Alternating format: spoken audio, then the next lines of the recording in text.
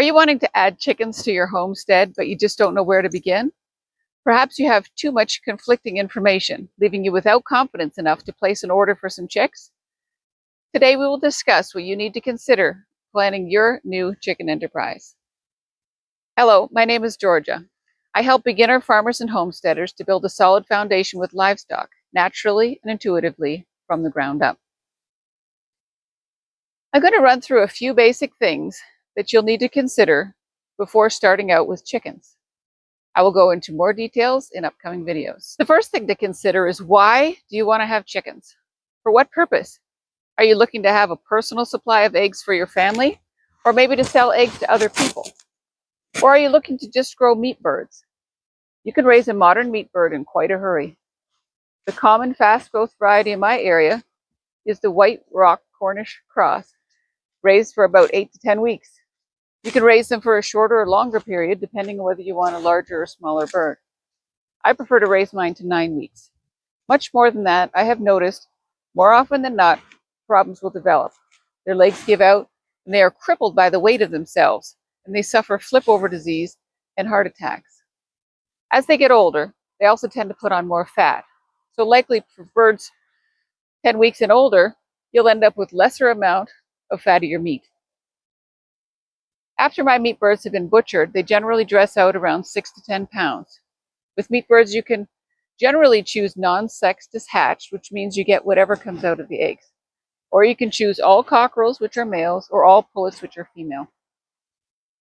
I used to get non-sex hatched, but many of my customers didn't prefer 10-pound chickens, so sometimes I got all females so that they were a bit smaller. If you are interested in egg layers, conventional hybrid layers can produce eggs in as little as 18 weeks. Many can lay an egg a day for a year or two, but then they are completely spent. If you choose a heritage breed, sometimes it takes them a little longer to get going, and they do not produce as many eggs in year 1 and year 2, as the conventional hybrid, but they can last for many years. The oldest chicken I have had, she was with us for 8 years. I named her Hen Hen. That was original. She was a heritage breed Kookamoran. Morans are known for producing a beautiful dark brown egg, which tends to be my favorite. So what purpose have you decided? So what breed to choose? For meat, most people decide to go with the white, fast-growing variety if they like the chicken to be a consistency that they are used to eating. The slow-growth chickens eat as much or more feed and take twice as long to grow to half the size, and in the end, the meat is generally tough. People have been told for years that white meat birds are bad and white eggs are not as healthy as brown eggs. Well, that's just a crock of shit. Excuse me. It's the same as a brown cow doesn't make chocolate milk. It's all about advertising gimmicks. What is most important is what you feed them. That is what produces the health benefits to both the chicken and the person consuming the meat or eggs. Most feed stores will tell you that you must give your chicks medicated feed in order to keep them healthy, and most offer no substitutions. I have been raising chickens for more than 30 years, and I have never fed a medicated feed yet, and I have no plans to start. Consider that most feeds are also genetically modified. That is already putting your chick at a disadvantage. As far as I'm concerned, your number one job should be to boost the natural immunity of the chick with probiotics, a healthy, natural, GMO-free feed, if organic is not affordable to you. Starting out by medicating is just setting yourself up for less healthy birds over the long haul. I, for one, do not wish to eat animals that have been medicated at any point in their life, so I do not choose to go that route.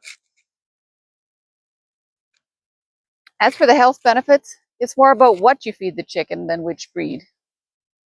For an egg-laying hen, there are as many different breeds as there are kinds of candy in the convenience store. Even choosing the egg by color can be overwhelming, with white, light or dark brown, blue, green, and even olive-colored shells. But crack them open, and they all look like a regular egg inside. So it's all just a personal preference. Have fun exploring the different breeds, but in the end, you just need to make a choice. Know that it doesn't matter which breed you choose. You're not stuck with them for life if they prove not to be the best selection for your circumstances. You can either eat them, sell them to someone else, or take them to a local auction to find a new home. Don't get bogged down with a choice, just make one. But do keep in mind that buying healthy birds to start will make all of the difference. In your first year of raising chickens, maybe don't start out with 300. Start with 3 or half a dozen laying hens, maybe 10 to 20 meat birds, and see how it goes. If you manage to keep those ones alive, then you can graduate on to more if you believe you actually need more. You'll have to decide if you wish to buy from a proper hatchery, perhaps through your local feed store, or from another homestead. With buying adult birds from another farm, you might end up with bringing in a pest problem like mites or lice. If you start with day-old chicks from a hatchery or someone's incubator, they are pretty much guaranteed to be clean. Where will you keep them? Check with your local municipality if you're even allowed to have chickens at all, and if there is a limit to how many chickens you may have on your property before you place your order.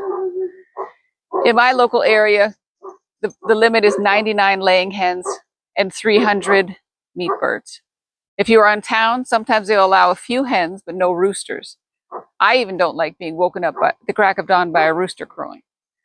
If you're ordering meat birds, unless you plan to butcher them yourself, which I don't highly recommend if you've never done it before, have your place booked at the butcher before placing your order for chicks. That will ensure that you won't be disappointed. And can for sure get them done. I know in my area, there's a shortage of butchers, and some places are booking more than a year in advance. I consider chickens to be one of the easiest enterprises for beginner homesteaders to start with. Chickens are a great way to get used to taking care of livestock. Make sure that you realize that your birds will likely require care at least twice a day to ensure that they are well fed, have a source of clean water, and are healthy and safe. You will need to provide them with a predator-proof coop or chicken tractor, which is generally a movable coop to assist in pasture raising birds. I had a friend build this little one a couple years ago, but it has its challenges, and we need to replace the tarp before our hen checks will be heading to it in a few weeks, before we head off to our new farm in Nova Scotia. We won't have to move it too far because we won't have too many chicks in it. But this is the room in our new barn that will be renovated into my son Clayton's new chicken coop. Consider that egg layers can and do fly and will require raised nesting boxes by 4 months of age and roosts, while meat birds remain at floor level. Their legs are not strong enough for jumping, and they are too heavy to fly. Some heritage chicken breeds are more suitable to free-range living, while other conventional birds can handle being in a smaller, confined space. Once I bought 4 breeds of heritage chicks and put them all together in a coop. When they grew up, the one breed started to eat the others. I had to hide out near a window and observe which hens were the culprits. But then in this case, it turned out to be a breed that was better suited to free-ranging and required more space than we had given them. That is where it helps to do some research in advance, beyond egg color. If you buy started or ready to lay birds at the hatchery, they will often trim their beaks so they don't eat each other in the confined spaces they are kept in. That is another reason why I prefer to get baby chicks to start. Remember to subscribe and look for our new videos every Sunday. We'd love to hear from you about what chickens you chose in the comments.